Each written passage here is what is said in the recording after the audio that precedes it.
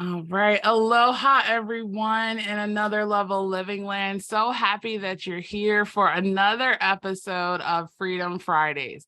The whole goal of this show is to support you as the entrepreneur in achieving success in business and life harmony, because it really is two sides of the same coin. We never want to get so busy making a living that we forget to make a life. And it's totally possible to work smarter, not harder, stress less, strengthen our relationships, lead with much more energy, ease, and momentum, and create our own time, money, and emotional freedom. We are in store for an amazing treat. I want y'all to give Dawn Stebbing a warm welcome to our show today. She is going to be sharing with us about creating Raving fans for our business, how to find high value clients with ease. Dawn, thanks so much for being with us today.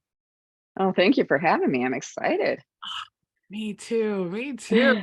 But first, let me tell this audience about who you are, because this is just so exciting. So Dawn founded her own company, Power Up Direct Sales, out of the passion for helping women reset and redefine their unique value based on increased outcome, confidence, and powerful relationships. And she supports women who want to invest in themselves to build an authentic, powerful, and polished presence that will make them literally unstoppable. So she's going to be talking to us today about child chasing down and trying to sell everyone you meet makes prospects want to run away from direct sales. But learning how to find and sell to only the right people who create more authenticity, authentic and easy approach keeps them being your best customers for life. So Dawn, this is just such a good topic because there's so many ladies and even amazing male entrepreneurs who want to have that ease of creating these Raving fans. So can you tell us, how do we do this? Like, I'm so excited. This is possible. Well, yes, I can. It starts with you. It starts with you as a human being. You have to set the tone. You have to set the pace, and you have to have a really good message to deliver. And it can't be going after everybody and anybody and vomiting on them about what you do. You need to create relationships, but you have to be relatable. And how do you become attractive, or how do you attract instead of detract from people that really want what you have? So you got to start with you. How do you show up? How do you want to be presentable? And how do you want to be relatable to your clients? And it is about building relationships, not about selling a product. This is so good. I love what you said about it's about relationships. And in order to really have that, you have to be relatable, and a lot of times there's this energy of have to, gotta make the sell, is all of that energy about like push, push, push, when it's really like, okay, let's figure out what they need. Like sometimes they don't even hear what they need first before we push. Does that make sense? It totally. And I've been in the situation where you're going after something, you're going after a trip, or you're trying to win a car, or you're trying to go to that next level, whatever it may be. Sometimes that is first on mind. You have to put that second. That has to be in the background as a goal that you're trying to achieve. Building relationships is more important than getting to that almighty goal in a hurry. And what I mean by that is listening to your customers, listening to their needs. So I'm just going to use this example of a skincare company. If somebody says you're selling skincare products or body care products, and somebody tells you that they're challenged with a particular area on their face, such as I have baggy skin under my eyes. And here you proceed to tell them or sell them a body lotion or a body wash. There's a disconnect there. I didn't say anything about my body. I said something about my bags under my eyes, and you're selling me a body wash. You need to listen carefully what their needs are. The other piece to that is if you are selling a skincare product line and someone mentions they have the baggy eyes, and here you're trying to sell them the whole kit. You really need to listen to every word your client says. It's very important because they want to be heard, they want to know you care, and they want to know that you were listening to them. So good. They want to be heard. They want to be know that you care, and they want to know that you're listening to them. And this kind of goes into like a point of like, how do people really listen?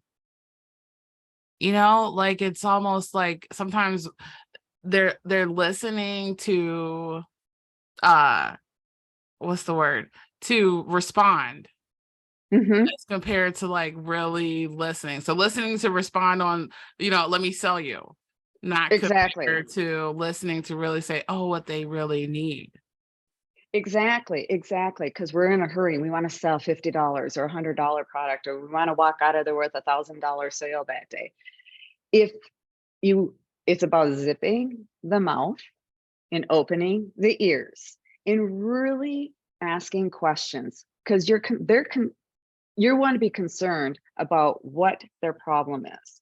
Because when you can find a solution for their problem, you can get them to try one product or two products, then you're most likely going to have a client for life because you listened and you cared and you followed up. Another Mm. thing is following up with your clients because that's Ah, building a relationship. the power is in the follow up. I love that. The power is in the follow up. So, like, how many times, I think about this also might be really talking to like the authenticity and the transparency and the confidence of the person who is selling, right? Like for Sure, totally, you know, totally. You, I can't say this enough. Being authentic is huge today. Is People want real people. People don't want fake people. People want people that know, like, and trust you. So if I know, like, and trust you, I'm more apt to buy from you. I'm more apt to be in your circle. I'm more apt to be your client or customer for life because you listened, you cared, you thought about me, you followed up with me. And people are busy, great, that's fine. But one of my tips is ask them, how do they want to be contacted? What's the best way to contact you? Do you like email? No, I hate email. Do you like text? Love text. Text me anytime you want. Do you like a phone call? Yes, I'm old fashioned. I love it when people call me on my phone. It makes me feel special. So by asking those questions is going to give you the opportunity and a way to follow up with your customers and not feel like you're bugging them at all. so good. So good. So that is going at a deeper level of Mhm. being of service for them. Like a lot of times when we're approaching, or maybe even as young entrepreneurs, when we're approaching and we're trying to sell, it's like that push energy comes from, um, you know, wanting to get your point across. And as compared to really being able to understand the client and being able to be in that space to be of best service to them. Is that kind of what you're Correct. saying?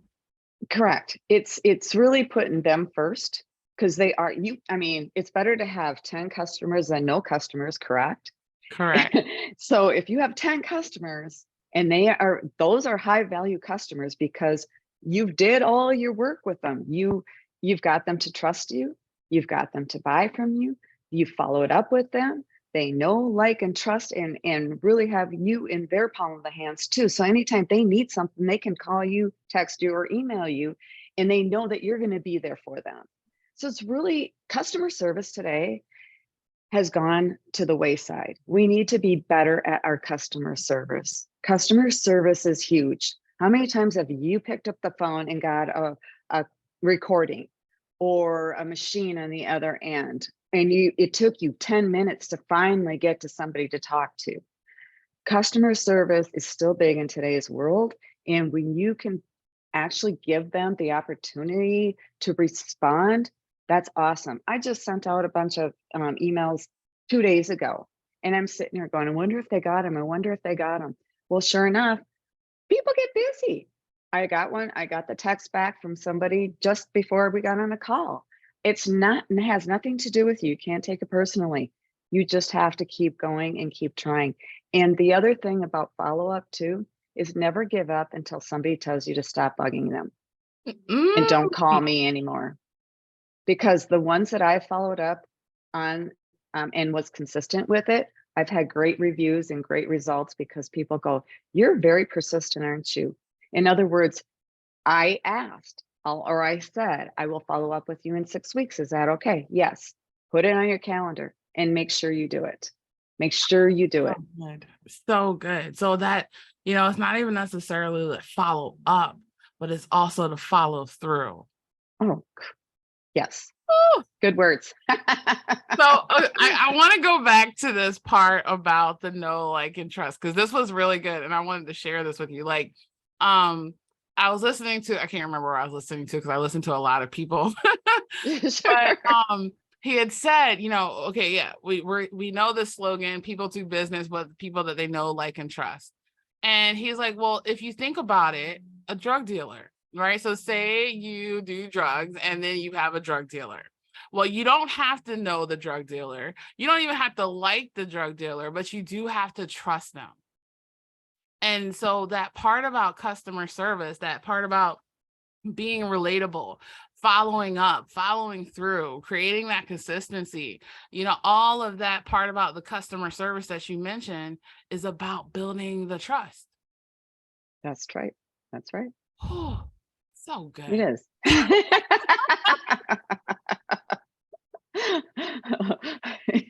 Except for I didn't know you were going to go into that story.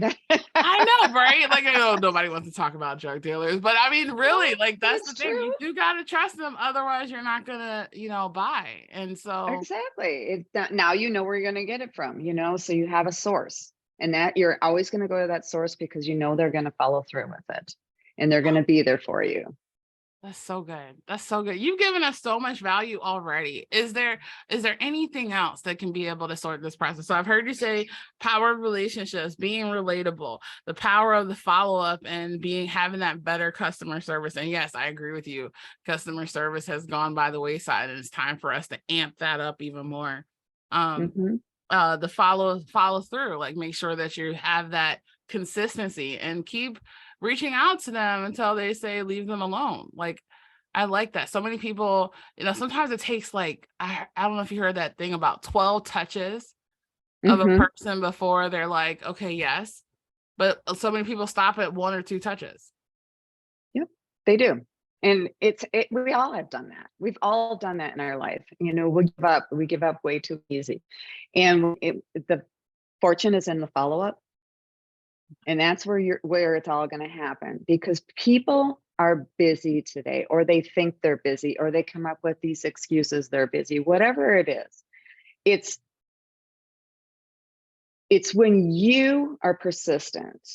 And I don't mean pushy, I don't mean bossy, I mean persistent. Persistence, like I said earlier, is you want to ask what is the best way to communicate with them and how often do you communicate with them? I don't mean every single day. I mean once a month, twice a month, once a quarter, whatever you set up with them. The follow up is you have to be there and do it when you say you're going to do it because you're missing that opportunity. They're counting on you.